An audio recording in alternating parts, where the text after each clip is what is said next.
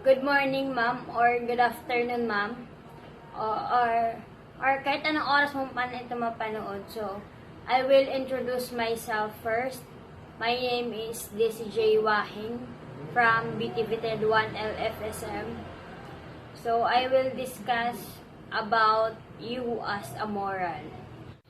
So, this is a chapter 6 that we need to discuss, which is you as a moral agent. So, what is a moral agent? Ano nga ba yung moral agent? So, moral agent, sila yung mga taong may responsible, or these are the people who are responsible to act moral things or moral goods that they can, also make a decision. They can make a decision that is good for the consequences, is good for them, moral agent. So these are the people who are designing the right and the wrong, and avoid the bad punishment or avoid some bad decision in life. So take an action and take their consequences of their action. So, next is who one is, which is meron tayong physical, interpersonal, societal, and historical. So, we will go to physical. So, before considering you as a moral agent, there are some qualification or some characteristic to detect that you are capable, or capable as a moral agent. So physical or capability of doing and acting. So ibig sabihin nun is yung kakayanan natin, our physical value, and are responsible of doing something or acting and facing the consequences that we do in life. So this is also a medium to show what really needs of doing goods or taking an action in a simple, or what we call different and also physical, determine or on how we behave in a particular scenario. So or particular consequences, and this aspect or behavior can be seen in our physical value. In short, ito po yung mga ginagawa natin through physical na ginagamitan natin ng lakas. So, ayun. Next is interpersonal, which is how we socialize with other people. So, I think interpersonal is very important, especially today. So, interpersonal, it is kind of how we socialize to the other people, like helping them to take a good decision. Because if we socialize with other people, that is one of the process of having a good relationship with the other. So it can develop also to our confidence to socialize and different person. Next is societal, the community we live in, our culture. So societal, I can say there an acceptance of societal rules regarding what is good or moral rights. If you're going to an interpersonal stage, we socialize many people. This society na tutulungan tayo na mag-set sa atin ng rules. Mag-set sa atin ng rules na mag-initiate sa atin ng law na kailangan nating gawin. We need to act of what is right or wrong to make a productive community or society. So next is historical, the past that happened to the world and prior to the era we live in now.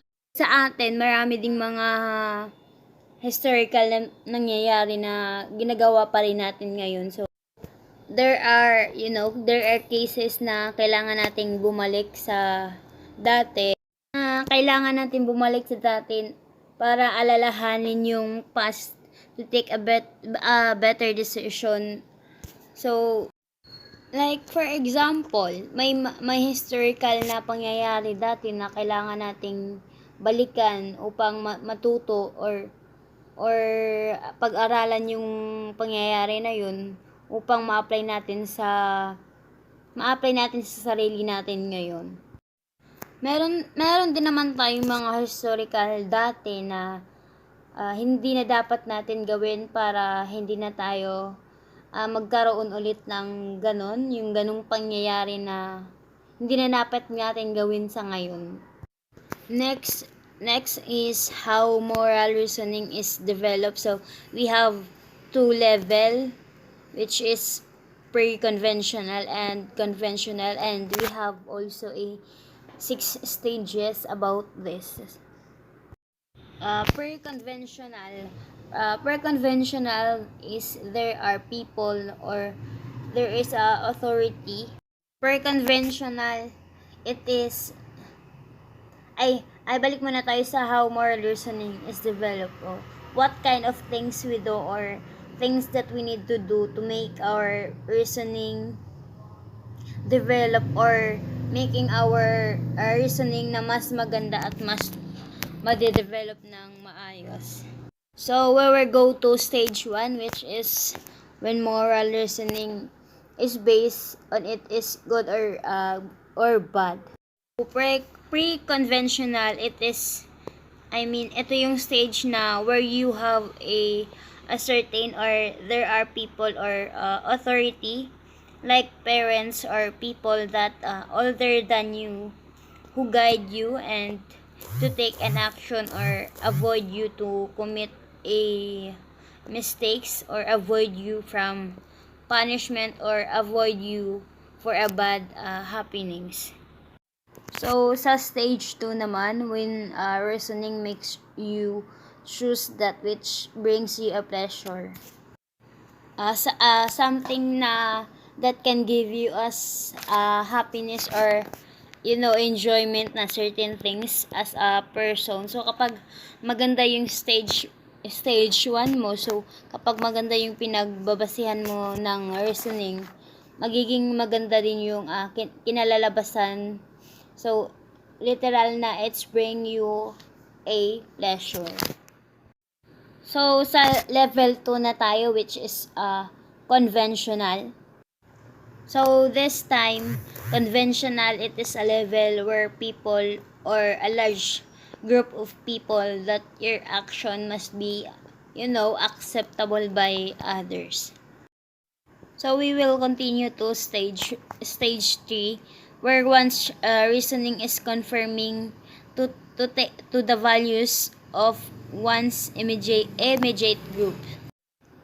Meaning, lahat ng bagay na magiging reason mo dapat ay yun sa value or rules ng group of people, because doon na rin papasok yung magandang, alam mo yun, pakikitungo nila sa iyo, like how they act or how they approach the action that you show to them. So, ayun. Next is stage 4. Once reasoning is set to comply to the standard of the society, such as in rules and laws. So, dito naman sa stage 4, so after mo mag-commit ng mga reason or action na naaayon dun sa values nila, so yung set mo ng action, yung set mo ng action or reasoning na aayon dun sa magiging standard, dapat yung set mo na yun ay magiging pasok siya dun sa standard of the society, such as rules and laws. So, if you're going to make a reason or developing it is also started of how people react. If the reasoning committed or rules natin is good for the which is good for the other, it will be accepted by many group. So sa stage 5 naman, the individual now acts based on social contract, which is an agreement between two individuals. So medyo malalim ito. So actions that follows socially accepted or ways of making a decision must be accepted or reliable by others. So for example, nag-comment ako ng reason na hindi siya accepted ng iba. Halimbawa, kaya ako nagnakaw kasi wala akong pera or wala akong pagkain. So sa iba mali yun. So dapat yung mga tao na nagkakaintindi doon sa reason ng ginawa ko. So kapag di sila agree, di ma-develop yung reason ko. So sa stage 6 naman, the highest of all is moral reasoning based on universal ethical principles like respect and justice. That one is personally internalized. So sa stage 6 naman, this is the greatest stage committed or though, because this stage you are not based on that you're not based on that because your action or reasoning, kasi gusto mong umiwas dun sa punishment na maaari mong maranasan, but ito yung stage na ginawa siya kasi ginawa to siya kasi para ipaalam na it is the best interest na taong gawin yung isang bagay dahil ayun yung tama, yun yung dapat mong gawin, ayun yung morality rights. So mahalaga tong stage. So stage 6 mahalaga ito.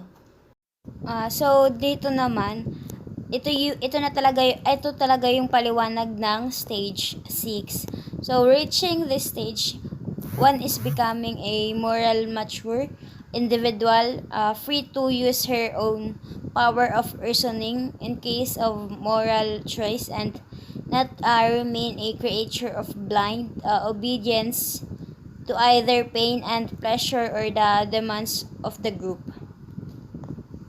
And then, morally matured person is morally informed to cultivate his or her feelings so that the person will not give into childish emotion and not dismiss the right feelings required for a truly informed moral decision. So, dito naman, paliwanag nito sa pangalawa. So, dito, pinapakita na dapat mas, mas matured na tayo sa mga bagay-bagay, mga bagay-bagay nating ginagawa na hindi na dapat natin pinapairal natin yung mga sabihin na natin na childish decision or emotions, feelings na kahit konting mistake mag-react na tayo, kahit konting mistakes lang mag-react na tayo agad. So next is steps to solving moral problems. So dito naman, there are some steps to solve the moral problem. Maraming problema sa araw-araw. We are committing a moral problem in life na kailangan nating i-solve. So for these 6 steps, makakatulong to para ma-solve yung moral problems natin. So, sa step 1, determining your level of involvement in the case at hand. So, dito, in these steps, for level, figuring our involvement in this case, or after you getting the level of the involvement, or determining the level of our involvement, of the case, we are getting some informations that will suit or take an action for it. So we create to solve that we create to solve that problem. Like for example, meron akong kaibigan na meron akong matalik na kaibigan na may ginagawa siyang mali, like pagnanakaw, pero hindi niya inamin, like sinisi niya sa iba, like tinatanong siya, tapos sinisi niya sa iba, tinuturo niya sa iba yung mga mali niya or pagnanakaw niya, which is siya naman talaga yung gumawa, which is nakikita mo na siya talaga yung gumawa ng mistakes na yon. And bilang kaibigan or mismong nakakita dun sa mistakes na ginagawa dun. So involved ka na dun sa case na ginagawa niya. So doon na papasok yung step 2, which is establish the facts. So as a best friend, mag-i-establish ka ng facts. So, ano nga ba yung mga facts na yun? So, sasabihin mo na siya yung gumagawa ng kasalanan na yun or mistakes. Siya yung nanakaw pero sinisi niya sa iba, at nakita mo yun na siya mismo yung nagnakaw dun sa pera na yun.